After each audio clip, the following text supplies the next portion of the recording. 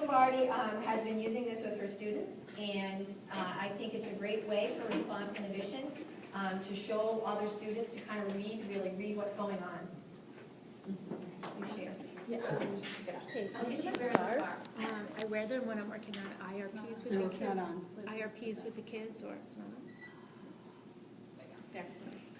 I wear them when I'm working on IRPs with the kids or doing something when I need some time alone with them and to not be interrupted. Instead of when another child approaches me to constantly be, saying, I just kind of tell them that when I'm wearing the scarves, there's one for me and there's one for the child, so they don't feel left out, little one. And in the beginning of the year, we introduce them, and now occasionally I just have to wave them when they come up, but now they come up and they see them, or another child's like, no, she has her scarf on, don't go over there. So it works really well. There are occasionally one or two kids that you constantly have to kind of, when they come up, wave them, but for the most part, it works really well. Good idea.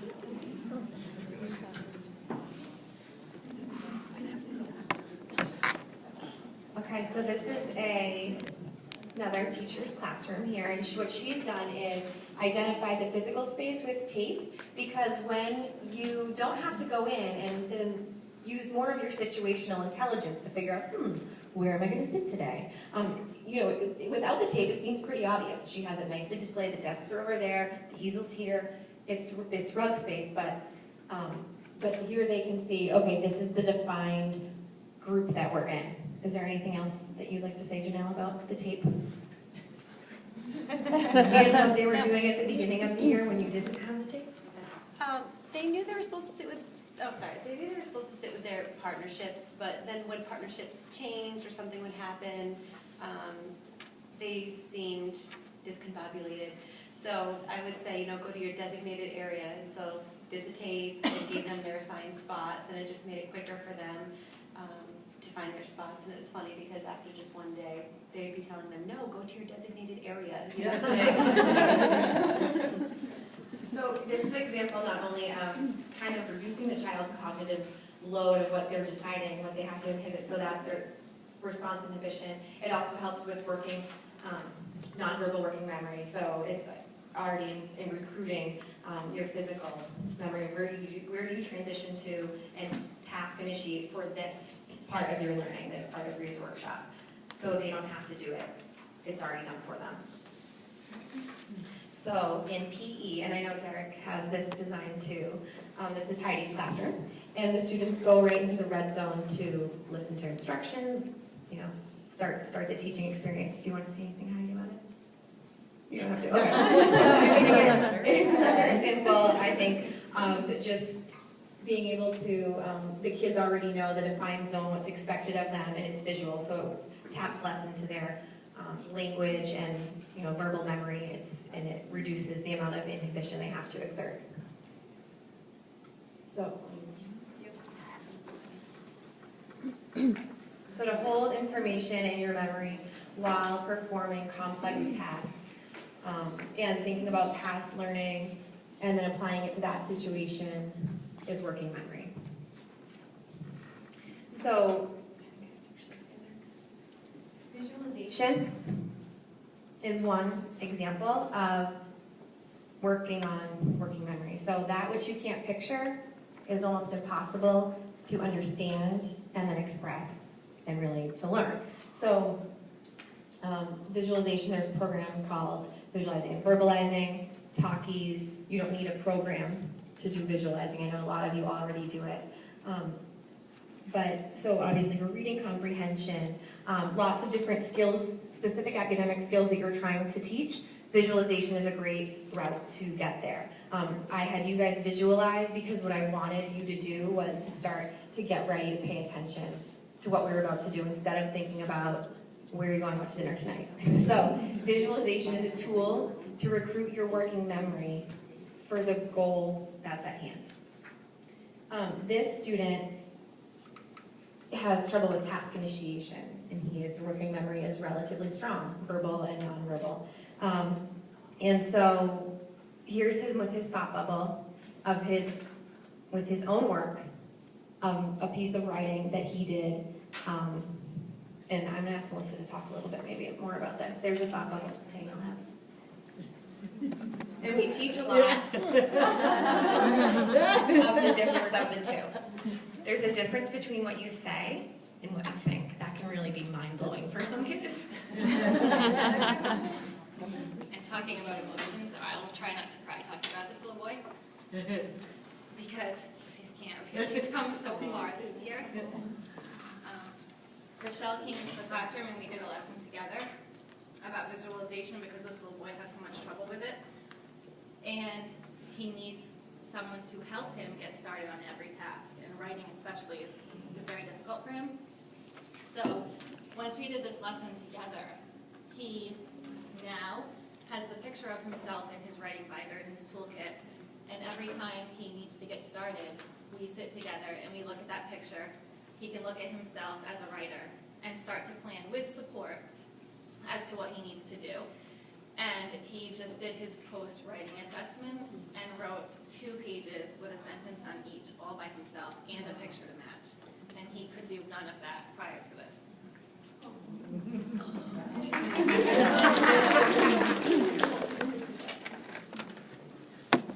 So along that same line, you saw that we call this fine student a writer. So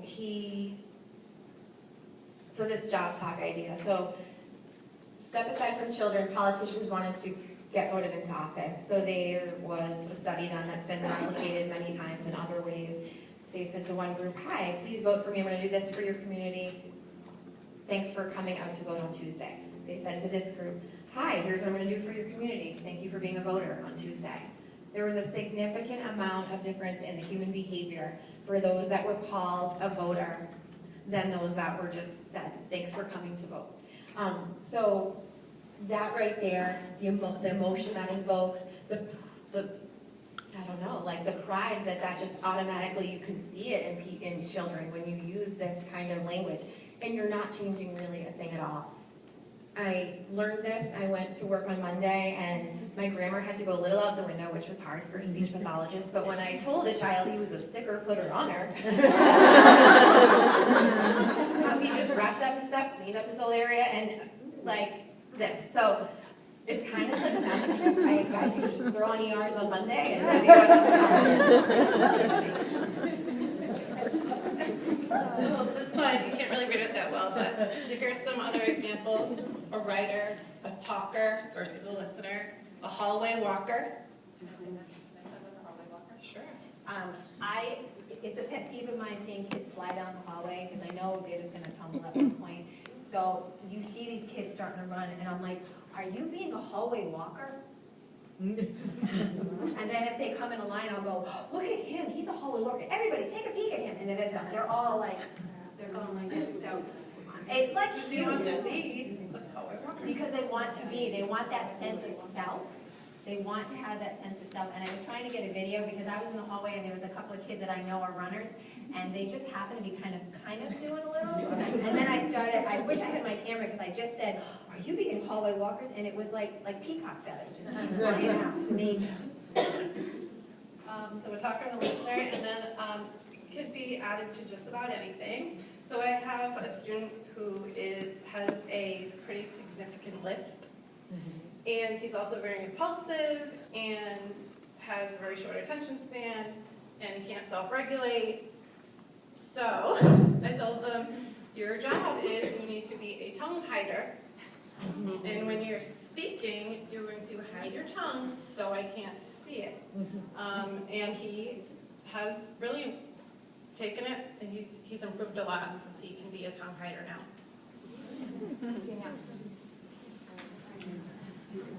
The other thing that's useful in there, I know you guys all have classroom jobs already. We have a couple handouts that talk about some creative ideas, like the class question master, the summarizer, the director. So I know a lot of you already are doing this and have these really great verbs for your students. But it's also a really good opportunity to not always have vicarious reinforcement going on. So for example, saying like, Mindy, I love how you're a hallway walker. Daniel's always running. You know, that's like the subtext. So those kids are always used to, you just never get that free, like, you try to, but, so you can pull them aside and say, today you're gonna be the class director, and they know what that is. And then when you go to the rug and the whole class is there, Danielle's gonna show us how to be the class director. So it gives you kind of that opportunity to help, give those kids a proud moment that otherwise wouldn't naturally have it. This is Kate, Brian's not here, but this is her classroom, one example of her classroom jobs. And again, I know that a lot of you do this in your own ways already, but I think that the research that we just looked at is pretty powerful. So what you're doing is awesome, keep it up. So listen, repeat, and do. This is a really simple visual, depends on the age of the kid, but it just really lowers the load of cognitive demand when you're taking it down step by step. Your job right now is just to listen. And that you all have seen it, they just want to do whatever you told them to do, but you should really break it down so they only have to listen, that's all they have to do. Then they only have to repeat it back to you, which is multiple fold here for as far as the advantages. If they were even attending, can they repeat it back to you? Did they understand it? And can they remember it? So you have an opportunity here to really work on whatever is going on there that's leading them to not be successful with carrying out directions, whether it's attention, working memory, inhibition, but you have a little area, a little zone here to work on it, and then they can go out and do it.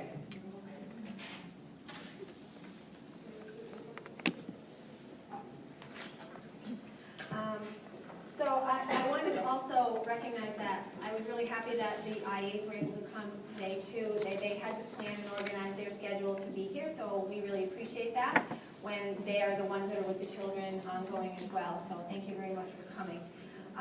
So planning and organizing, the ability to develop a roadmap to reach a goal or to complete a task. It also involves being able to make decisions on what is and what is not important to focus on.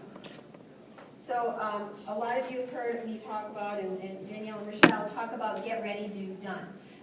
And Rochelle had just talked to you about thinking about the future and what things look like in the future first. That would be your first step, is to look at what is done.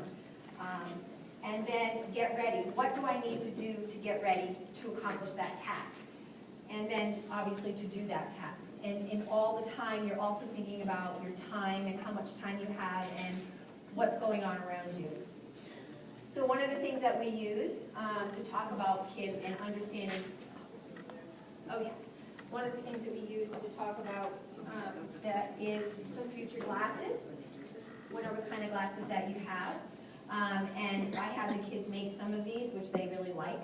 And just understanding what future means, a lot of kids don't understand what future means. So making them understand and visualize and always thinking about that final outcome.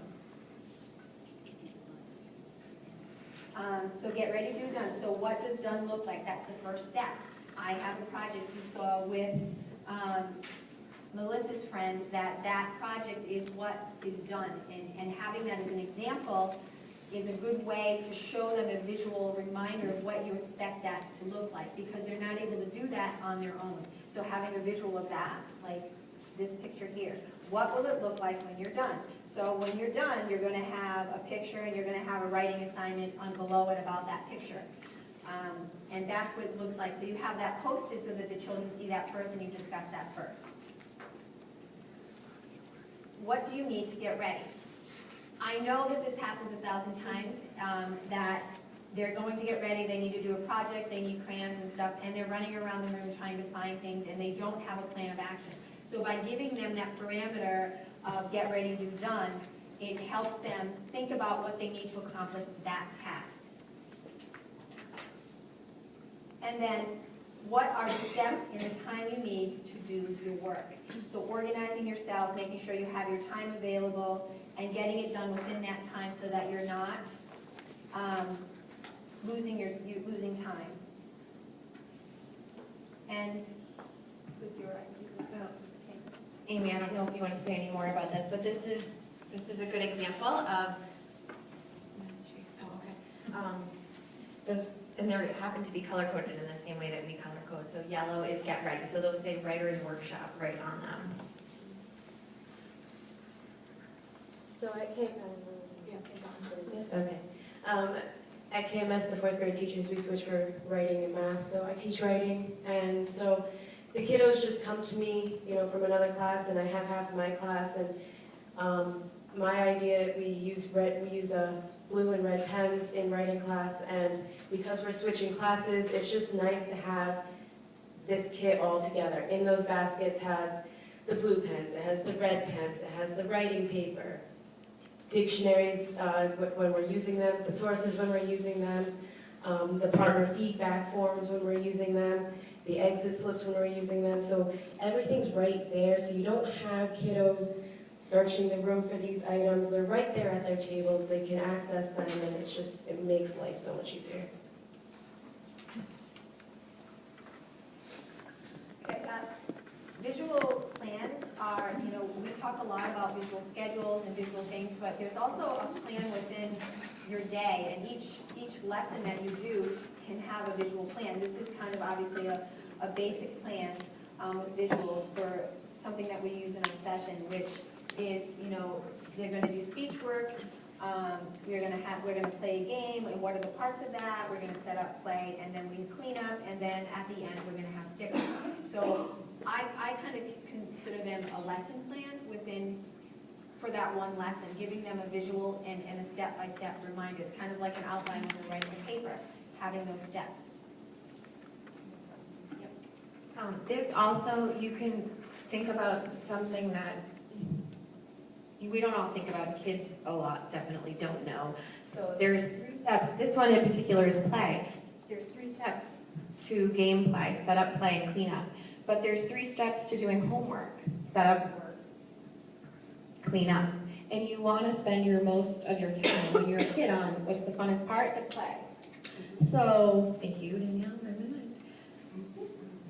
So Danielle's going to show what the kids want, right? You want the most to play. Danielle's now going to show what sometimes happens. I want that one. No, you be blue. I want to be red. Can I go first? Can we play another game? And you would be so shocked as to just bringing their attention to the fact that time is passing and they're choosing to spend time on this, which is impacting the time that they get for this. These are like kindergartners. They're understanding it. But I mean, your own kids at home, or just when you're thinking about doing, if your kid has 2 hours of homework, well, it would be better probably to just spend let's say it's a half an hour math assignment. Would they rather draw it out and spend an hour and a half on it, or would they rather just really get started, think about what needs to be done, get their materials, and just do it? So to really show them that they're the masters, they're the time masters, is really powerful. And you'd be so surprised how much redirecting I don't have to do when this is. And sometimes, a little bit of metacognitive ability, we ask them, do you want to spend some more time on setup? Do you want to keep asking questions and having this discussion? It's up to you. Just knowing that if you choose to do that, right, Jean? Sorry. Then, just because of our group that we have, then we won't have that much time to play. Is that what you want to do? So that they can say that they're making that decision. Earlier, the first parent-teacher conferences, Rochelle and I set up homework boxes, thanks to Sarah Hebert by donating all those. And we invited some kids to come in who we know are not planners and organizers, and we set up homework boxes where everything that they absolutely need is in that box. And that box is placed somewhere in the house, like on top of the refrigerator where no siblings can get it, and the only time they use that is for homework. And that is really important so that they're not running around the house trying to find those things, wasting time, so they take that time away from their work, their schoolwork, and then they have time to do what they want at the end of that session. Okay, so this is one of my success stories in Melissa's class again. For him, you'll see some other samples of how we set up Get Ready to Done. For him, we use baskets. You see that he's got a yellow basket. For his Get Ready, he has his plan there and how much time it should take him to complete that. And then the red basket is done. For him, every time he made a snip of paper, he wanted to get up and run to the trash. And this way, we just put everything right in the done box. So I wanted Melissa to share. what I found this year is that in our kindergarten classrooms, we have a bin in the middle of every table where every tool that they could need is right there. But for not only this friend, but many friends in my class this year, that's too much for them. So this process helps this friend in particular because he just takes only what he needs for that one task and puts it in that yellow bin. All the rest can stay on the other side, and he only worries about what's in the yellow bin instead of looking at all those tools and wasting time. And it's kept him on task. In fact, now he'll say, I'm going to put it in my get ready bin. And then he'll say at the end of the day, today he said to me, can we organize my get ready bin for next week? No,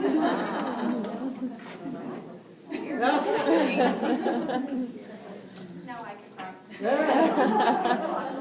Great. This is another example of a get ready do done in Annette's class, right, Annette? There.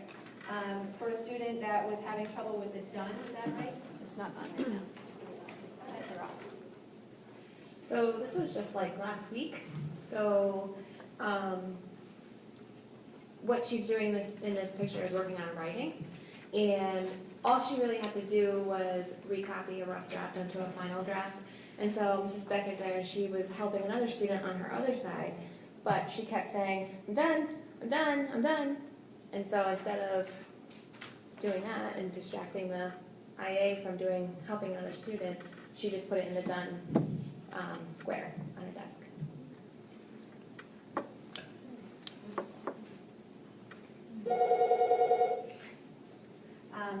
This is Lucy's room. Where's Lucy? Oh, she left. Lucy Garcia, the OT. She has been carrying this over into her and related services, which is fantastic for us. So you can see on the board, she has get ready, do done. She has her table organized that way, so that they're working from getting their done, getting ready, and then doing their work. So that's just another example of how we're putting that in the classroom. This is Rochelle. So this is a student that is working on some visuals for sequencing for many language reasons and just low cognitive understanding of sequential ideas. Of course, you need that understanding for reading. So he loves this book, Brown Bear, Brown Bear. So these objects on their table are each, that book is very predictable, and in one animal comes and then the other, they see the next animal and the next animal, and that's pretty much it. So he works to sequence the animals in the order that they are introduced in the book. And that's not easy, but it's manipulative for him. And then I took a picture of him with those animals, and then used an app I have for him to go through and circle what comes first, and to say, and then develop a sentence that goes with that. So first, there's the brown bear, and who does he see? He sees the red bird. So he's then able to use his finger on the picture of him that he already sequenced it, and now kind of run that through again in a different kinesthetic way. I think this is a duplicate. So this is an idea of a lesson plan that you can use for maybe like a K1 where it's very visual. You can manipulate. You can see that we have the 3 parts of play there, the greetings, and we are a big advocate, especially with socially, that children should be greeting and exiting with that kind of say hello, say goodbye kind of thing. Because we see children go up and down the hallway without doing that. So that's just an example of a one type of lesson. This is an example of like a 1-2, where you have the visual and you have the written plan. So again, that could be within a time frame of 10 minutes, 20 minutes, whatever it is. This one happens to have get ready, play, and clean up on it as well, because that's usually kind of a motivator with us in our session to do that. But that could be anything that you do within your classroom to motivate your kids to get to the next task.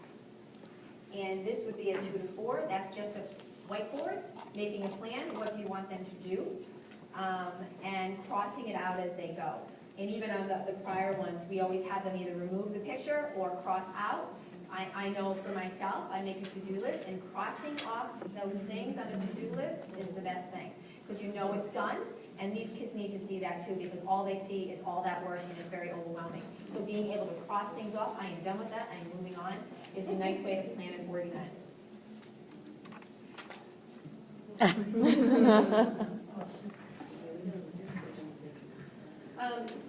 Again, that app that Rochelle was talking about, it's called UDoodle.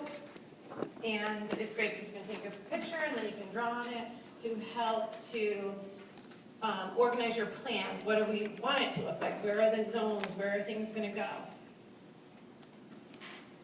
So here we have the messy desk, and now we have the zones. So here's where the reading folder is going to go. This is where the pens and pencils are going to go. And over here is where the other books. That's good. That sounds like a good plan. Let's do that. Let's make it happen. And then organizing it that way and having the picture available so the child can see if it needs to stay that way, how does it need to look? And the student that I did this with, when we cleaned out her desk, we found a rotten banana peel in the back that was quite so old that it was actually hardened. And it's been at least a month, and she still, when she sees me in the hallway, will you come look at my desk?